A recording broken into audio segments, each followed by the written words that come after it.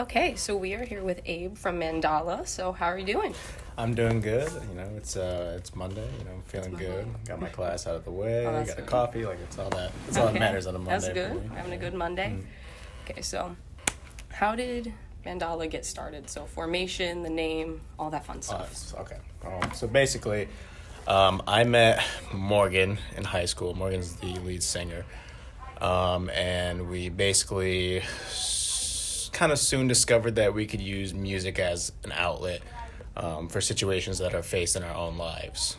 So basically, we became friends, and we both kind of figured out that we played music. And at the time, I had been in a couple other bands or just playing with other kids, and I really wanted to start an indie band. I kept saying the word indie, but at the time that was very general. So I met Morgan, and at first I wanted her to play the bass because I didn't know that she could sing. And then one day her mom was like, "Did you know that she could sing really well?" And I was like, "No, I did not know that." And then that's kind of how Mandala, the idea came. Okay. And we started playing with these other kids. And basically, we would just sit down. I was actually homeless. I was homeless for a while, and I was living with Morgan. I was living at her house, so there were so many times that we would just be in her basement, just writing song after song. And it really brought us kind of close, because she kind of saved me from a tight situation. But, at that time, it really helped us to connect on that sort of level where not only were we just friends, but now we're just we really had the time to pretty much perfect our sound and create the sound that is Mandala, which that kind of still resonates today. So basically, the modern Mandala as it is now, we had went through a few member changes. So there was an original lineup, and then the guitarist, the drummer, and the bass player left to pursue other goals. So we ended up finding another 3 people, 2 who had left, 1 who stayed, and then so we're basically on. We've had a cycle, but the name Mandala, actually, we were just storming up names and we couldn't think of anything, and really, really kind of random. But there was a dentistry office one time, and the name of the dentist office was Mandava. Hopefully I'm promoting him somehow, but yeah, and it sounded like Mandala. So I was like, "Hey, what do you guys think about the name Mandala?" So kind of pitched it to them, and we're not very hippie and spiritual, so we're not oh, Mandala, full. A lot of things do come full circle in our lives, which is pretty interesting, but I feel also happens to a lot of people. So we're just Mandala, But no, definitely you being with Morgan like that, that's definitely music as an outlet, I could imagine. Absolutely. But yeah, so. Okay, nice. And then you're a student here at Central, so what is that like, having to balance school, college, and then the band itself? It's tough because I also work. So you can imagine that my week is consisting of class, work, remembering to make food, things like that. And then it's just pretty much all weekend is playing shows and touring. So, have to work throughout the week like most of us do. And then we spend the weekend, sometimes we just went to Massachusetts this week, and the weekend before that we were in Vermont, the weekend before that we were in New York. Sometimes we hit multiple places during one weekend span. So we're almost a weekend warrior band right now, but we definitely like to change up.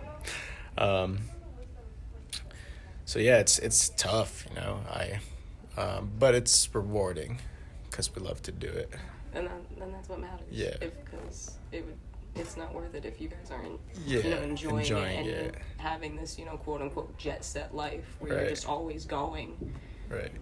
And then I want to talk about how was it working at Silver Bullet Studios, because actually Chris Teddy from The World's a Beautiful Place, and who, you know, produces a lot of stuff there, he posted back in January saying like, oh, we rounded out 2018 working with Mandala, and that's really the main reason I know who you guys are. Cool. So yeah, it was really cool working with Chris, because I guess it was the first time since we've been a band that we've been in a real studio setting.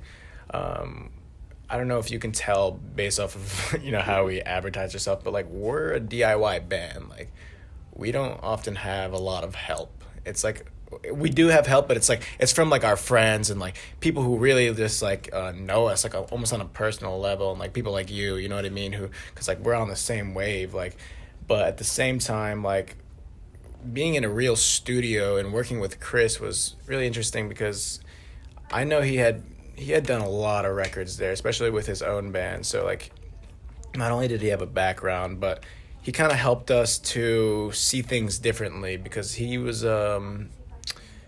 pretty biased, you know what I mean? He didn't really have an opinion on us before or after. He listened to us, and, you know, he was interested and got down with it, but it wasn't like our friends who like saw us evolve, because like they have a different ear than he had. So he kind of really helped us to make the record very tight, very clean. You know, he coached us to get through those rough spots that you get in the studio. I feel like a lot of bands will get those rough spots, but overall, I mean, some of the best recordings like we've had. That's great to hear. Yeah. And then how was the response to Damsel in Defense? Was it better than you expected? Was it what you expected? I think it was sort of what we expected. Because in a way, like, we really got to kind of control the outcome as best we could, you know what I mean, like this time around. Because when we put out Cash for Smiles, we kind of just like, we made it, we finished it, everything was polished, and we were really happy with it, and then we just put it out. Like, we didn't really think about any of the business side. I think as we've developed as a band, we've really learned to balance the business and the fun of it. So this time around, you know, we kind of had, you know, we submitted to Spotify curators to be on playlists. Like, we did, we sent out emails to people who have done write-ups about us before, and like a lot of different things to kind of get the momentum going. And we still really didn't have too much time to prepare to do that, you know. We recorded the album in 5 days, the EP, which was rough in a good way, but it really, like, you know, it's like staying up the night before to study or something, you know. I don't know how to metaphorically. It really tested you guys. Really tested us, yeah, and then helped us prove that, like, we can do anything we want, you know what I mean? But it was cool. I mean, we landed on a Spotify playlist right off the bat that had, you know, like 30,000, like about maybe like 30,000 followers on it. It's actually like a Swedish playlist, so like, we're actually really popping off in Sweden right now. I think we gained maybe we like doubled our listeners on Spotify, so we're almost at 5,000 monthly listeners, and we were at like maybe almost 2,000, but like most of them are from Sweden, which is cool. But yeah, I mean, right off the jump, it's been good. You know, Bowery and Bleecker, in a month's time now, it's should be around like 8,000, something like that. I think overall we hit 10,000 the first 3 weeks on the EP, just on like streaming, Spotify alone. So Okay, that's really it's been good. It's still young, so like I envision it continuing to get some sort of attention. Showing potential beyond though, that's always good. Yeah. And then I was scrolling through the band's Instagram, and there was a little montage clip about the band's Warped Tour millions of years ago now. So how did that come about, all of that? So like, I mean, like I said, you know, we kind of do everything ourselves, so like we're on definitely like a lot of different like sort of media sites, like, you know, like Reverb Nation, and, you know, just different sites where you can kind of send your stuff so people can listen and like possibly want to help you. And we entered a contest actually through Reverb Nation to play the Warped Tour, and we were just selected.